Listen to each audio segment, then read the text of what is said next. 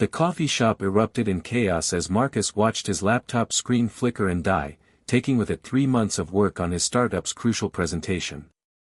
Around him, customers gasped as his business partner stormed out, shouting about wasted time and impossible deadlines. The investors were arriving in 2 hours. His phone buzzed with an eviction notice. His car had been towed that morning. Yet Marcus simply leaned back in his chair, closed his eyes for a moment, and smiled.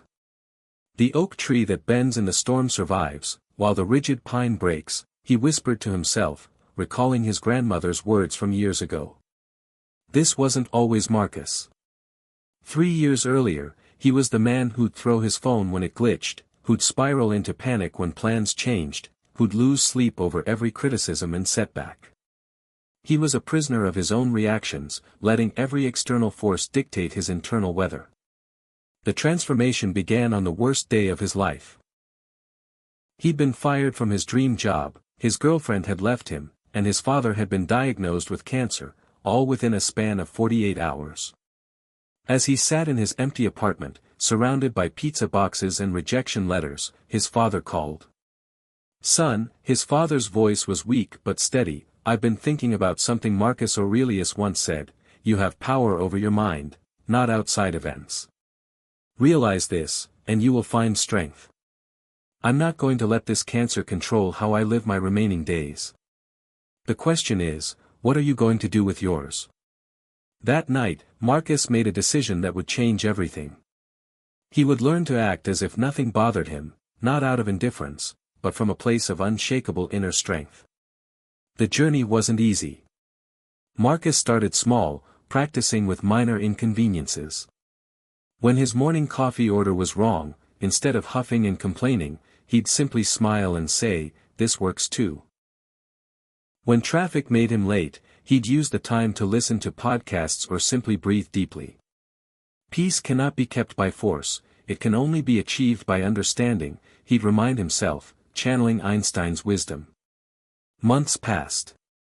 Marcus began to notice something remarkable happening.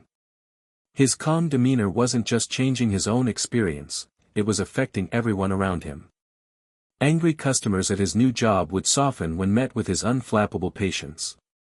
Stressed colleagues would seek his advice. His father, fighting his battle with cancer, would call just to hear Marcus's steady voice.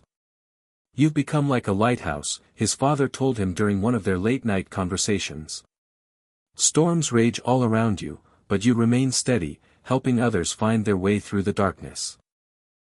The real test came when Marcus decided to launch his own business.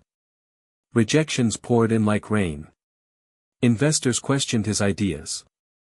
Technical problems plagued his product. His savings dwindled.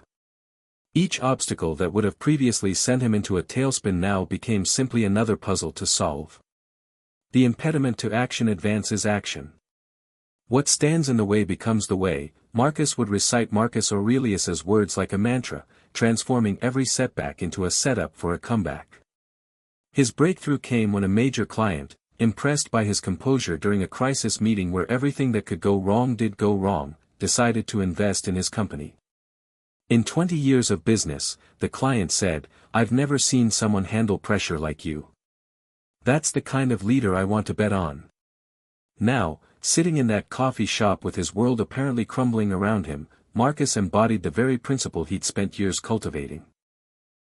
He opened his phone, sent a calm text to his partner, "I understand your frustration. Let's talk later." He called the investors, "We're experiencing a technical delay. I'll present from my backup notes." Sometimes the best presentations are the ones that come from the heart. As he prepared to deliver his presentation without slides, without his partner, and without the safety net he'd planned for, Marcus felt something he'd never experienced before, complete peace in the eye of the storm. The presentation was a success. The investors, impressed by his authentic passion and unshakable confidence, funded his startup on the spot. His partner returned, apologizing and asking to learn Marcus's secret to staying calm under pressure. "The secret," Marcus told him, "isn't that nothing bothers me. It's that I've learned to choose my response to what bothers me. As Viktor Frankl said, between stimulus and response there is a space. In that space is our power to choose our response. In our response lies our growth and our freedom. Marcus had discovered the ultimate superpower, the ability to remain unshakable not because he was invincible, but because he understood that his peace came from within, not from the world around him.